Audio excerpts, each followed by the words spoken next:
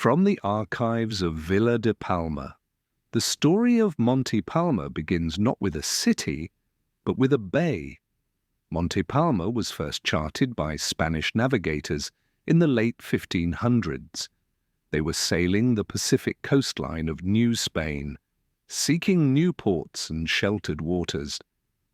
What they found was something unexpected, a lush peninsula of fertile soil, rolling hills, and palms swaying above sheltered coves.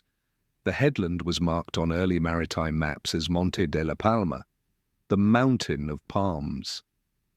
In 1607, the first expedition made landfall, led by Captain Hernán de la Sierra.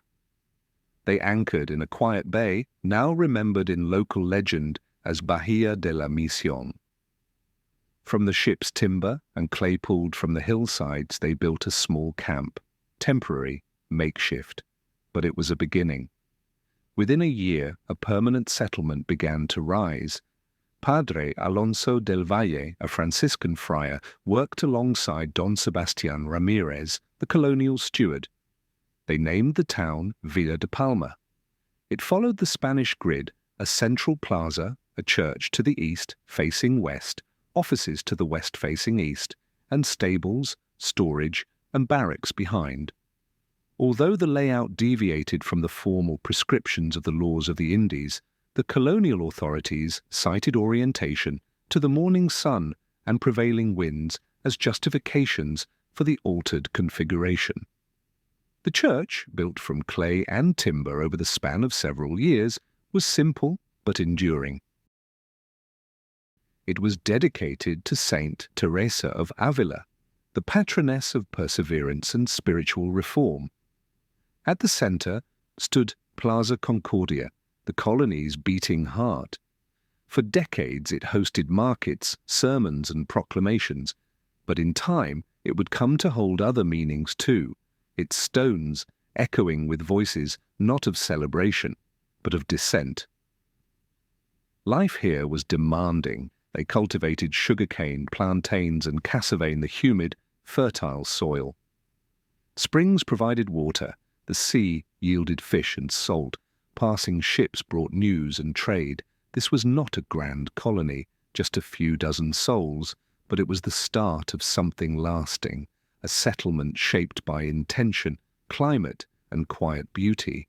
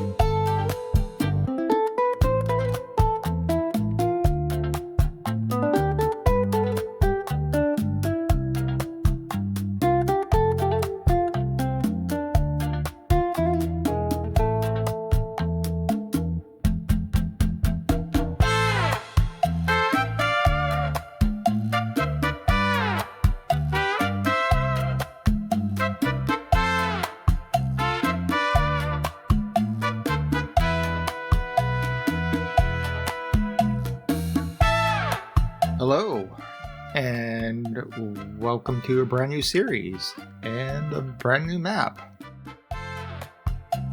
Welcome to Monte Palma. Before we get started, I think we're just going to take a quick look around this map. This is a map I created about a year ago now. It is a height map of New Caledonia. It's the capital. I believe it's Noumea. I believe that's the name of the capital. And it's just a peninsula sticking out into the ocean with some nice mountain backdrops here. It's a little more exaggerated, the height map. It's a little more exaggerated than the real location, just to give it a little more interest.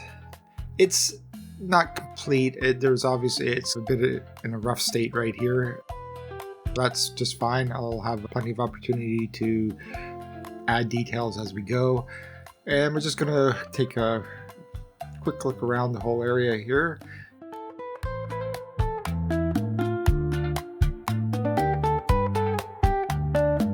Here's our namesake here, Monte Palma, off on the right, as we just fly right by it. So what am I going to be building here? I'm going to be trying something completely different than what I was building before. I think Owens Bay was certainly a lot of fun, and Owens Bay is not finished yet. We still got a bit of work to do, but we are getting close to the end. So I think it's time we start a new project as well, just so there's a bit of overlap between the two. Monte Palma is going to be inspired by Latin America and the Caribbean. That's going to be a challenge with what we have available in City Skylines II right now, the assets, the level of control we have in the game. Yeah, this is going to be a bit of a project. I'm also looking at this being a fairly lengthy project. Hopefully, we'll see how it goes, but plenty of time for things to mature, hopefully. Custom assets and stuff maybe might come online sometime during the construction phase of this. Right now, we're like flying over some of the island areas. These are obviously going to be turned into like tourist resorts and luxury areas on the map. I'm going to try to span a fair range of types of cities in this, from less than ideal places to more picturesque and tropical beauty. Lots and lots of palm trees, not a fir tree to be seen anywhere. But yeah, this map does need a lot of work. It's fairly rough.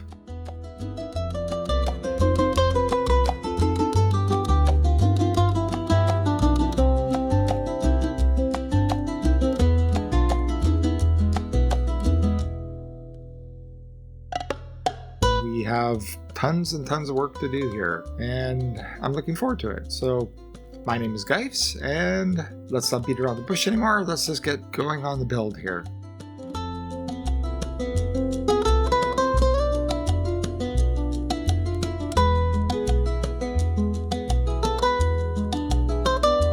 Okay, this is where we're going to be starting. Now what I'm going to be doing here is altering some of the terrain. What we have is some artifacts on the map here from the obvious city that actually exists in this location. So you can see this drawn out flat area. We're just going to make it look a little more natural, smooth out some of these edges so it doesn't look like it actually has been built up with anything quite yet. And here's where we're going to begin, on this little peninsula. The origin for this particular place is going to be a Spanish colony established in, I think, 1607. And we have some rules we need to follow for that. There is what was referred to as the Law of the Indies, which Spain had a set of rules required for new colonies to follow, and that was a grid system established around a central plaza, and that's what we're going to be building out here. Keep in mind, I'm not building a historical city, I'm building a modern city, but we're using the history here as a compass to explain why things look the way they do. For the original colony, it's going to have a look about it that is going to be very similar to any other Spanish colony. Now, it's not going to remain a Spanish colony as we move through time. We don't really have enough assets to really do that. So history for this place is going to get rather complicated as we go. But for our starting locations, it's a Spanish colony. Even though it's a grid, we're going to break the grid pretty fast. If we think about the initial area this colony would have encompassed, a small area, but once we get past that, the grid's going to break down pretty quickly. Most important thing in this colony would be the central plaza, which is the first thing we're going to build.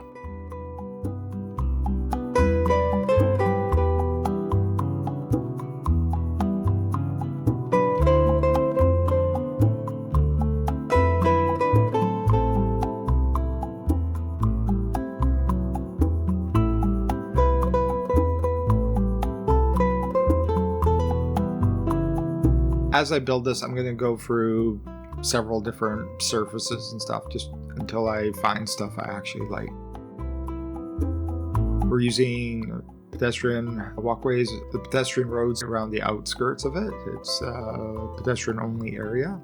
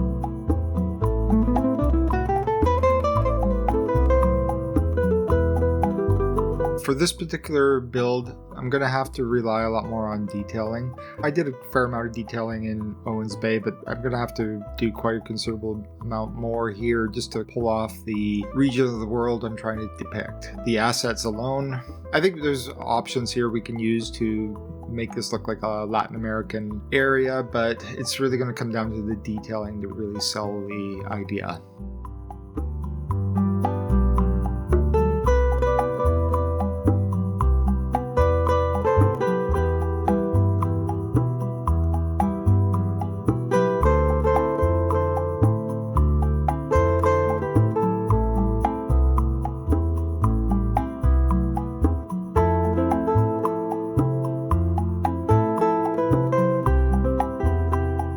Unfortunately, in a Spanish colony from this time period, there would be dozens and dozens of churches, and we don't have any except for one medieval English church. Beautiful church.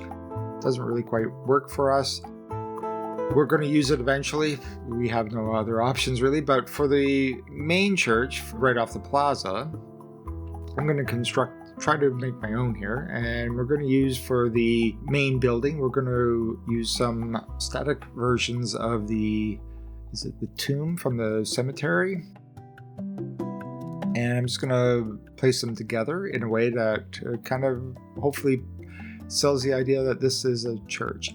Obviously, I'm doing the best I can with the assets we have. This, I think, works fairly well.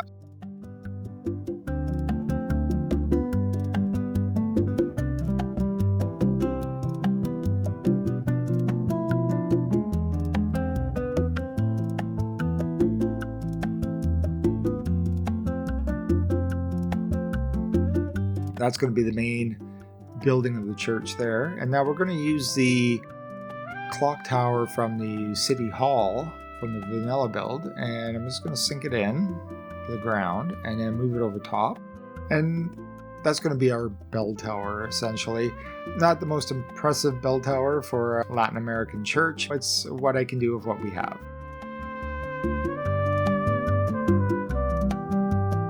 Once we color everything so it matches, I think it looks okay. It looks like some sort of official building right off the plaza, which is the best I could do right now.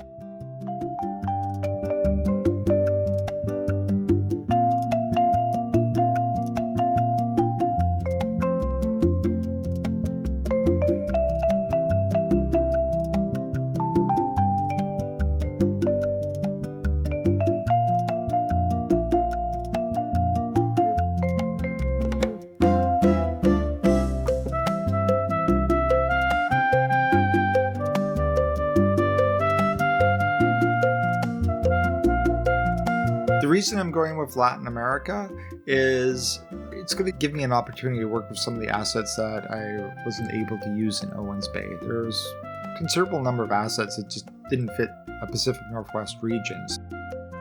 Picking this area of the world opens up the use of other assets. You can be able to use a bit more of the vanilla European buildings, the Chinese assets, the Japanese assets. All of these are going to work fairly well here, and of course we're going to be relying heavily on the Mediterranean assets. These aren't exactly correct, but they are the closest we have, and for the central plaza area around the center here, they're our best choice. Also, this central plaza in modern times, this is a pretty big tourist attraction, so all these buildings around here are going to look really quite picturesque and well maintained.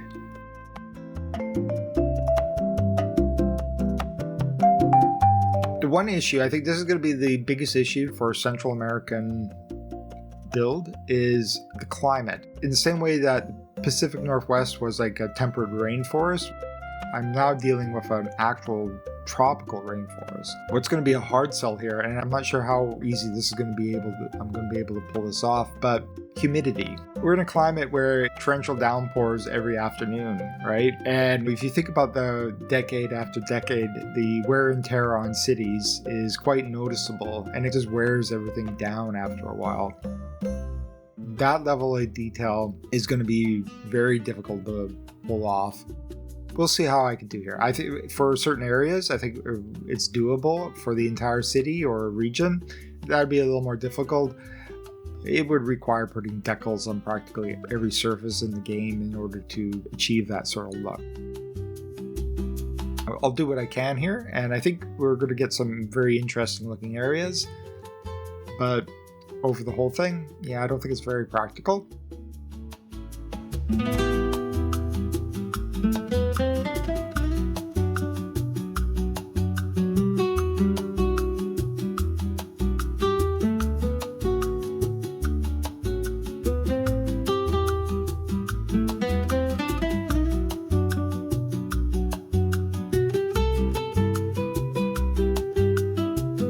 Around the outside here, we're going to be using the new key walls.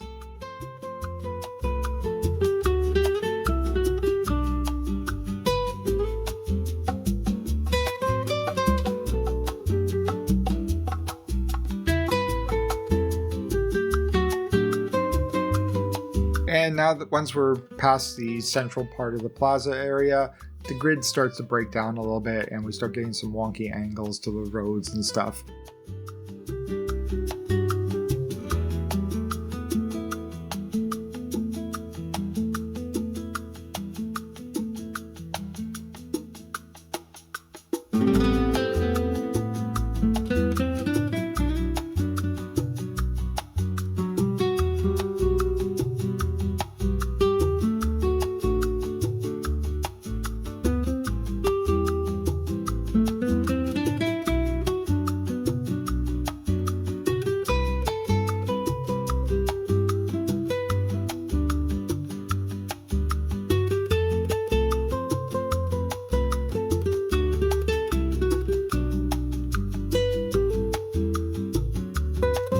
City Skylines 2, or City Skylines in general, the hardest part of it is starting a new city. They never look good at the beginning. They're always rough and they always look really quite awkward. It's going to take a few episodes to build into this. Bear with me here as I find my footing with this. I was going to do some road work here just because these roads are just extremely perfect, especially for what I'm trying to build here. I'm going to be using Generic Lemon's road surfaces. Over top of them, I'm going to be putting...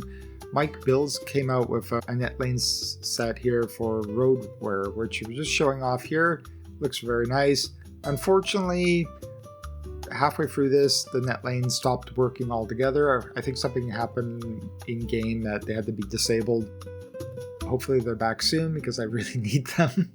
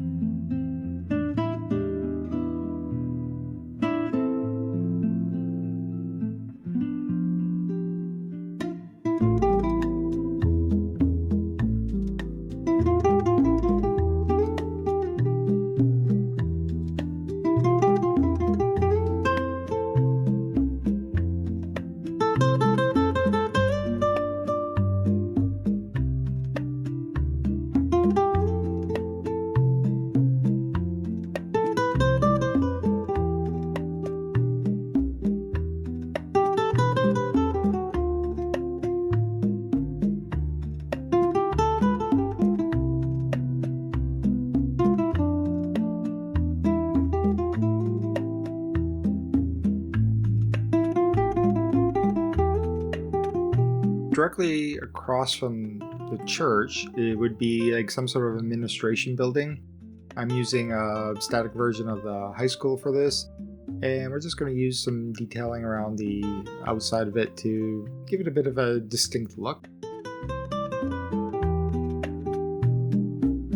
Now, this original area of the city, we're talking about 400 years of history, so it would have went through several phases. It probably went through periods of time where it was in serious decline, became a bit of a seedy area of town, but in modern times, the city realized its potential as a tourist attraction, so it's been restored and fixed up.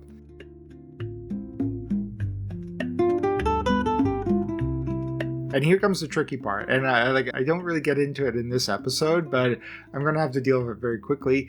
The tourist area, which I'm going to confine pretty much to the southwestern section from the plaza to the southwest of the peninsula, that's going to be the tourist area. But once we get past that, we're not talking about a very rich area of the world, and we're going to have to get very creative with how land use is going to very quickly degrade into tenement housing, really degraded infrastructure, really like a rat's nest of this building, and it's going to be interesting. And that's the reason why I'm picking this area of the world. I want something that's a little bit of a challenge. We don't have a lot of challenges in City Skylines 2 as far as building goes. There's not enough assets yet to really do a deep dive into an area. So this is going to challenge me to get very creative of what I have. We will see if I'm up to the challenge or not.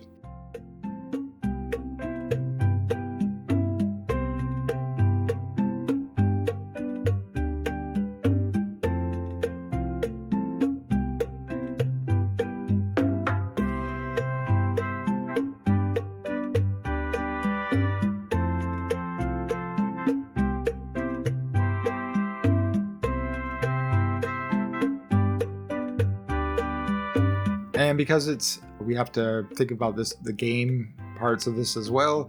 We have to start thinking about infrastructure. I'm playing with all map tiles revealed here. I don't like the tile buying mechanic at all in this game. It's very artificial. It's just a mechanic to slow you down, essentially. It doesn't serve any real purpose. So I play with it off. And I'm going to start thinking about the entire region. It's too early for me to really get into thinking about what all this area is going to look like, or what is going to eventually its uses and where everything is going to go. But I'm going to put down a few ideas to start with. Now we're going to go with the French water tower here at the top of the hill. I think that looks really good.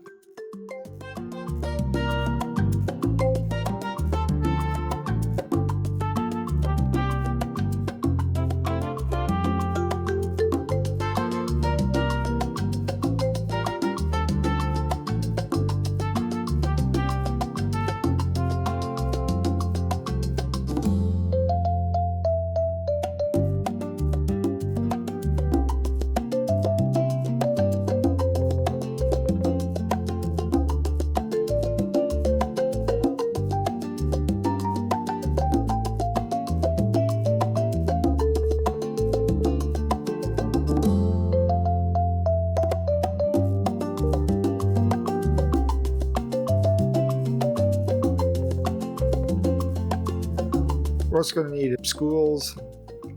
So we go with the Mediterranean Elementary School here.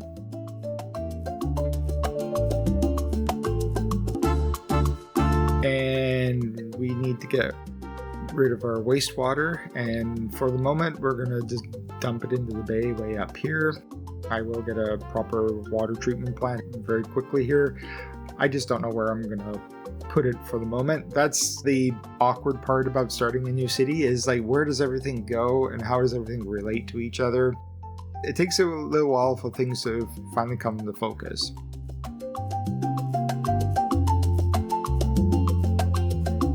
For power, we're going to go for a coal power plant here. I haven't used one of these yet.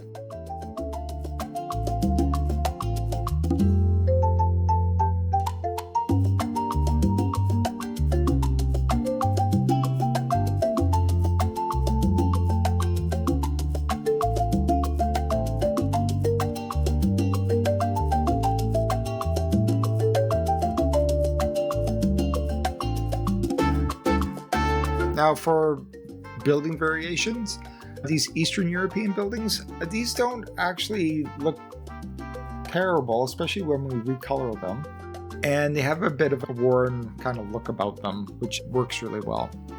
Mixing industrial, residential, and commercial in this build is going to be a very different experience. They're going to be all over the place and intermixed with each other quite a lot. And so it's going to take a little more thought for me to figure out how that's all going to go together. For industrial, of course, in the typical way people go about this, and I've done this myself, is you just draw a road out to some obscure part of the map and plop down a whole bunch of industrial and try to forget about it because it's such a hard thing to integrate with the city. I'm not going to build a whole lot of industry out here, but what I'm actually doing is I've designated this particular bay as a potential port for the future, and around the port it makes sense it would be more industrial. That's all I'm doing here. I'm just marking out this area as a potential industrial zone for the future. We need some death care, so I'm just going to use the French crematorium.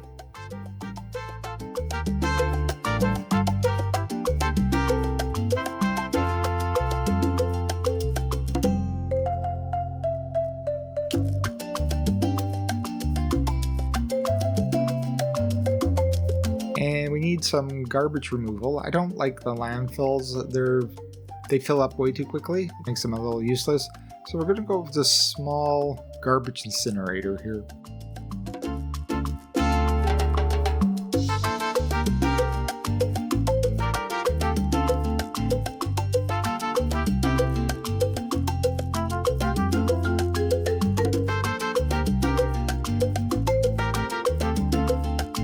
Now, I am also playing on easy mode. The simulation, and I'm putting that in quotation marks, is a bit of a joke. Nothing seems to really work correctly, and I don't see the reason why I need to make myself struggle with it if I can't figure out how it's working or if it doesn't seem to be working correctly at all. I will say this though, I think easy level might be just a little too easy. You'll see as we go.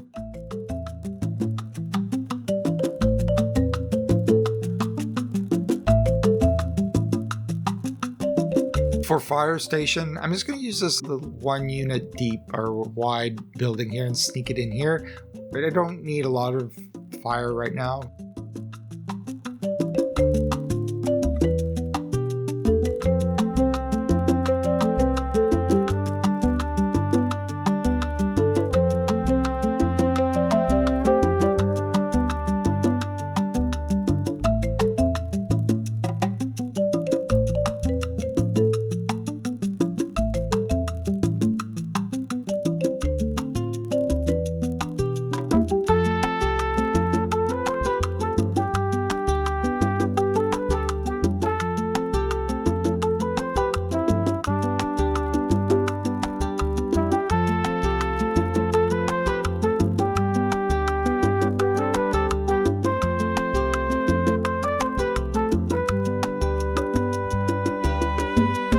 Historically, farming is going to be one of its main industries originally, so we need something to represent that. So I'm going to clear out this area here, and this is going to be our agricultural zone for the beginning. This might change as we build out the city, it might become suburbs, but for the moment it's going to be an agricultural area. I'm not building this out too much. I'm just going to lay out some roads and just zone in a few like farms just to get things going. Essentially what I'm doing is just deciding where things are going to go. I'm not really trying to build out complete areas yet. I'm not really trying to detail too much. The central plaza is probably the most detailing that's going to be done in this particular episode. This is just planning things out, trying to figure out where everything's going to go. This is going to be a bit of a process. Like, it doesn't happen in the very first few hours. It takes you get fairly far into the build before things start to settle down. So for police department, we're going to use the German one. And we're just going to give it a bit of recolor so it seems more appropriate, something a little more appropriate for our area of the world.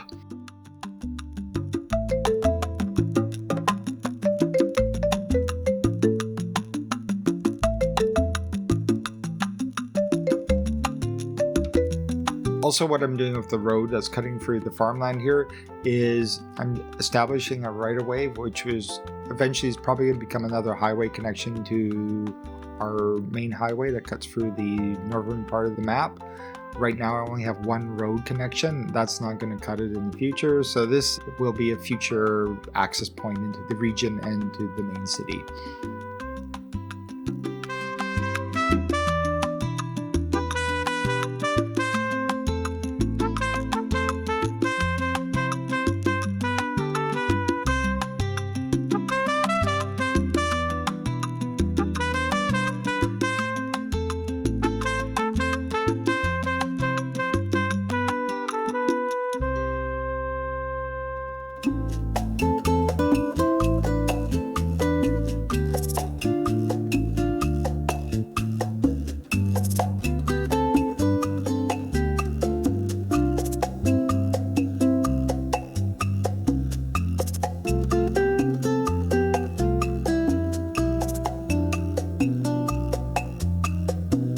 Trying out some different surfaces here.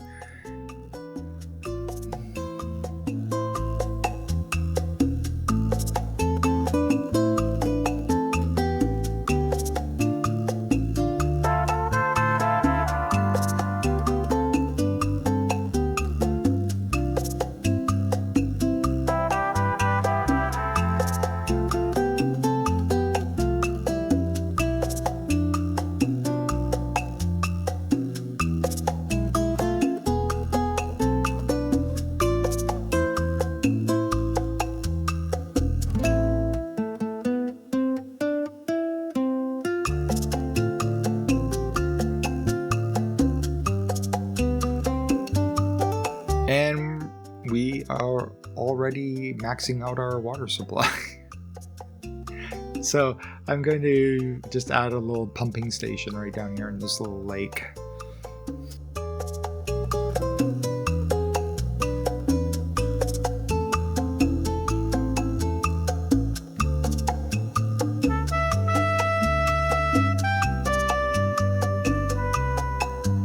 I've also snaked a road out to the opposite coast on the other side. There's this little flat area in here. I think this might make for a possible fishing village in the future. With the latest update, fish is now a resource, so obviously fishing is going to be added at some point. That's a possible use case for that. And we're just going to imagine these roads have been here for centuries, so they're not going to be straight and they're going to be twisty-turny.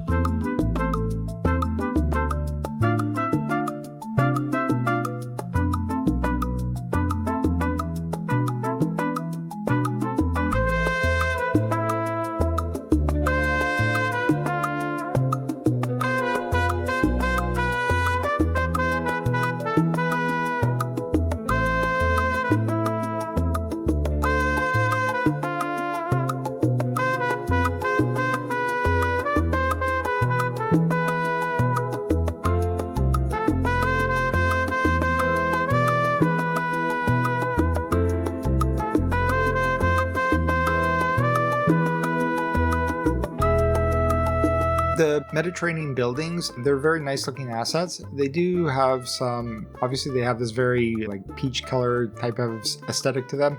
I'm gonna have to come in here and recolor that. It's okay to have a few buildings like that, but we can't have all of them like that. Also the height, it would be nicer if they were just maybe 3 to 4 stories. They're a little tall, but it's what we have, so we're gonna work with them. Also, as we move away from the main plaza, the buildings are going to very quickly not look as nice. And the vanilla European assets are quite suitable for this. They obviously need to be recolored. They're a little too dark here. This area would have, like I was saying earlier, went through several different phases. There probably was a point in past where it was quite seedy and it probably got really run down, and a lot of the original buildings would have had to be torn down. And at some point, they would have been rebuilt with buildings that are just not as nice as what was originally there.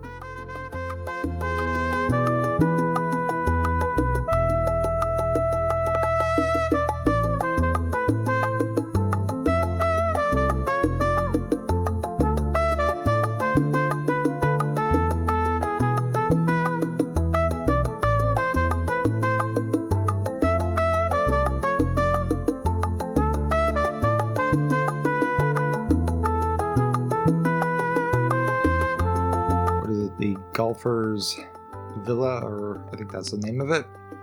I'm not going to be using it as Golfers Villa. We're going to be deleting off pretty much all of this sort of stuff. It's going to be some sort of tourist destination here.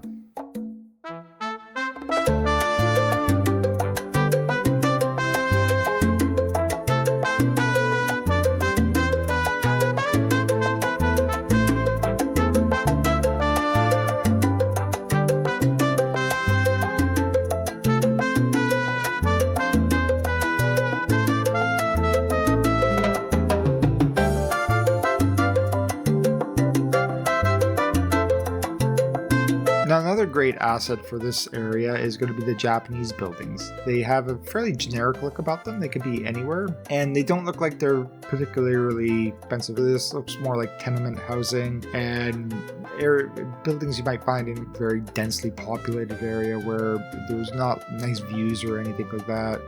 We're going to put a few along the waterfront here.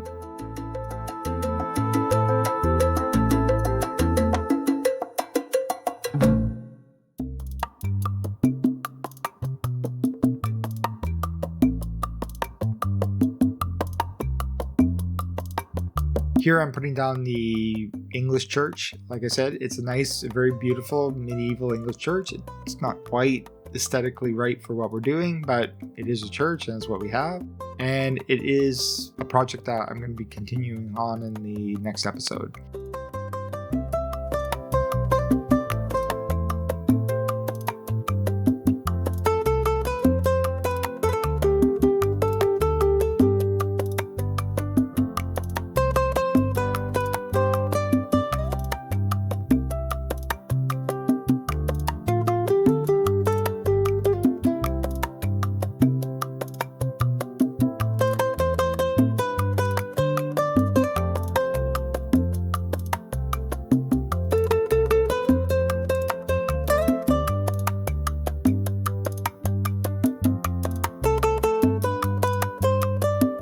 I also added in some alleyways to break up the grid, make it more like we're talking about very narrow streets for most of this area.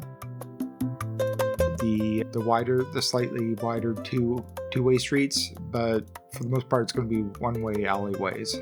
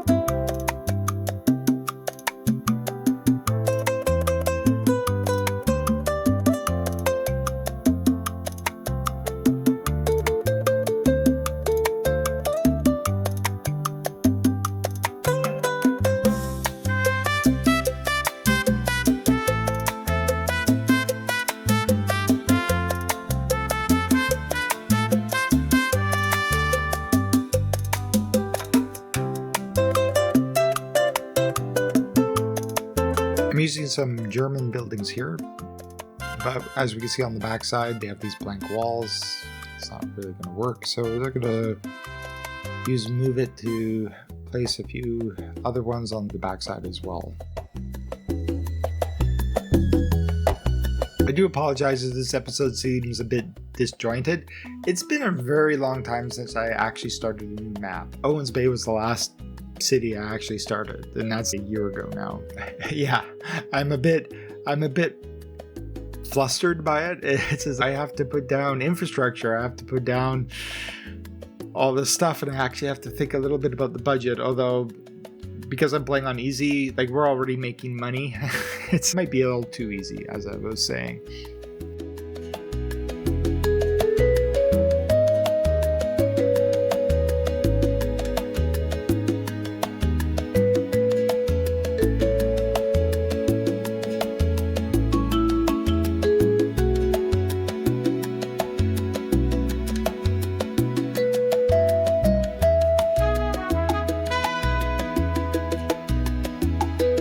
We're also going to need a high school. Now I've already used the high school as a prop, and so just to make this one look a little different, we're going to put on the expansion on top here, so it looks like a little different building.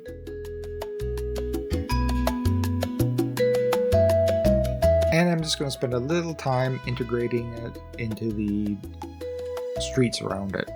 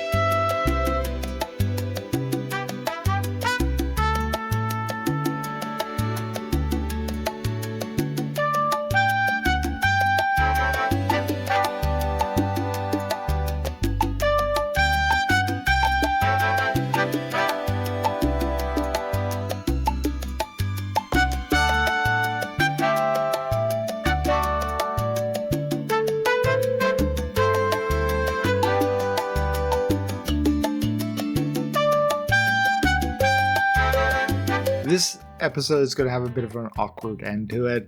There wasn't really a clear point where to stop this build, and I got a little carried away and started building a lot of other things which don't really fit with the very first episode. We'll get into those in the next episode. So yeah, it's going to abruptly end here with just what I've built down here. Starting new cities is always this very awkward experience. This has always been a problem with Cities Skylines games, is the start is always a bit messy, and there's just no way around it. I did get the plaza done here. That was the main objective for this episode. My name is Geifs. I hope you enjoyed this new series. I'd love to hear your feedback down below, and I will see you all in the next episode. Take care.